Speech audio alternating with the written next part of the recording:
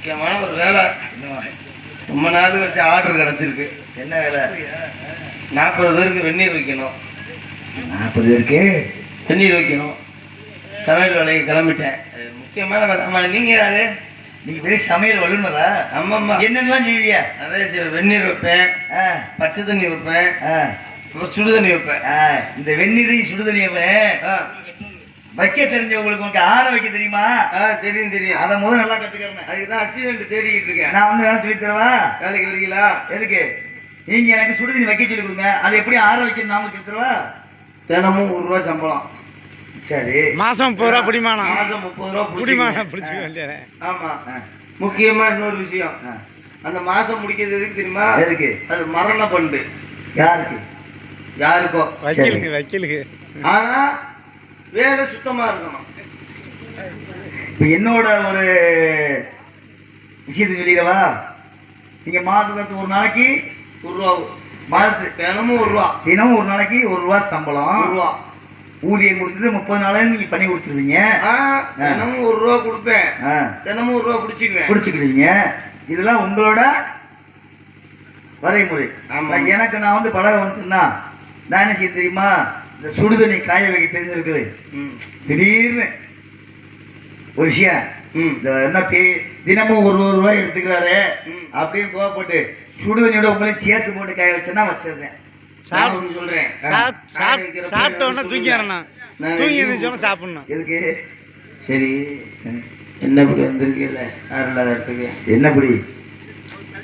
ஒருத்தர் வீட்டுக்குள்ளே போகிறப்ப ஆம்பளை ஆளு இருக்கால நான் பார்த்துட்டு போனோம். நீங்கள் பார்த்து வரைகிற ஆள் இல்லாத வீட்டுக்கு இப்போ நீங்கள் நான் என்ன கணக்கில் சேர்க்காதீங்க. ஏன் திடீர்னு சண்டை இருந்தால் நானே போய் ஆம்பளை ஆளுகளை தான் தேடுவேன். வீட்டுக்கு ஒரு பள்ளி வந்தா துரத்துறதுக்கு ஆள் தேடுவேன். யாரை? பள்ளி ஆம்பளை. ஒரு கட்டர் வந்துட்டா கூட ஆள் தேடுற ஆள் நான். ஆம்பளை கிடையாது. ஆம்பளை ஆள். அப்போ நீங்கள் ஐயா ஆளுதா வீட்டுக்கு வந்துட்டு சவுடாரா பேசுறீங்களா? யாரு நீங்க? நானா வேட்டக்காரன். அப்படி சொல்லுங்க. வேட்டாடுற ஆளுக்கு வீட்டுக்குள்ள என்ன வேலை? காட்டை வீட்டுல இது உங்களுக்கு வீடா? எங்களுக்கு இருக்கிற இடம் தாங்க வீடு. அதே மாதிரி எனக்கு நான் போற இடம்புறம் காடு. கண்ட இடத்துக்கு போக கூடாது. ஏன் அதுக்கு? ஆமா, நான் கண்ட இடத்துக்கு மட்டும்தான் போறேன், கண்ட இடத்துக்கு போறேன் கிடையாது. என்ன உள்ள போன சொன்னீங்களே? என்ன என்னது வச்சு? உங்களுதா? அதான் என்னது? அது என்னது? உங்களுக்கு தான். அதான் என்னது? அது என்னது? உங்களுக்கு தாங்க. ஆமா, அதான் என்னது? அது என்னதுன்னு இல்லை. மறுபடியும் என்னது என்னன்னு சொன்னா அம்புக்கு வேலை கொடுத்துனாதா? என்ன தோசை கரண்டி? எது தோசை கரண்டி? உங்களோட தோசை கரண்டி இப்படிதான் இருக்கும். அப்போ தான் சொல்லுங்க ஐயா. பிரேயர் சொல்லணும். 2026 ஏதோ புதுசாக மாடல் பண்ணி இது வந்து அம்பு. சரி, நான் என்ன சொல்கிறேன், குறிப்பிட்ட தன்மை குறிஞ்சி நாட்டு மக்களுக்கு உண்டு. அப்போ உங்களுக்கு உண்டு. கண்டுபிடிச்சிட்டு குறி பார்ப்பீங்களா?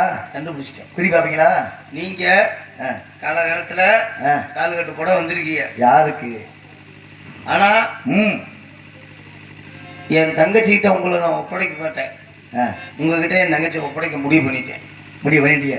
ஆனால் நீங்கள் எப்படி சின்ன வயசில் பார்த்த மச்சான திடீர்னு வந்துட்டாரு, அப்படி நீங்கள் குறியை பார்த்தீங்களோ?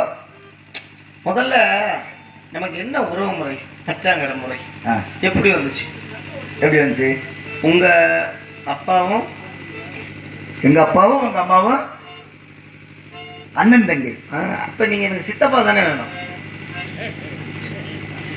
காட்டுக்குள்ளே இருக்காங்களா? புத்தி மழங்கி போச்சா? சரி மச்சான், போது வரணும் போங்க. வரது என் தங்கச்சி உங்களுக்கு தான். எப்போ வருது? வரும் மச்சான், நீங்கள் போங்க. அந்த படிக்கட்டியா? மச்சான் நீங்கள் போங்க மச்சான். வரும் யசவந்தனா?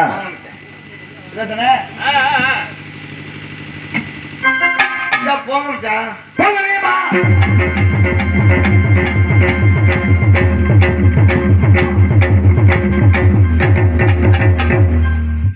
அந்த பிள்ளை காப்பி போட்டு திடீர்னு பாரு கைவிடியா?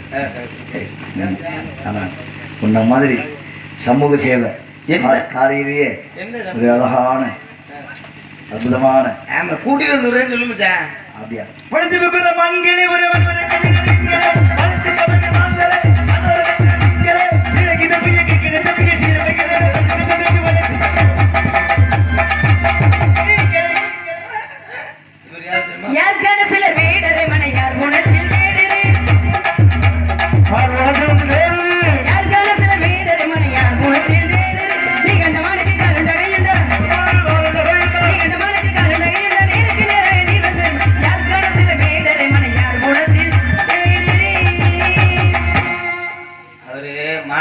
வந்திருக்கிறாரு. ஆ, மானாலாம் நம்ம கொடுக்க முடியாது. சரி தங்கச்சியை வர சொல்லி பேசுவோம். கூப்பிடுங்க. தங்கச்சி,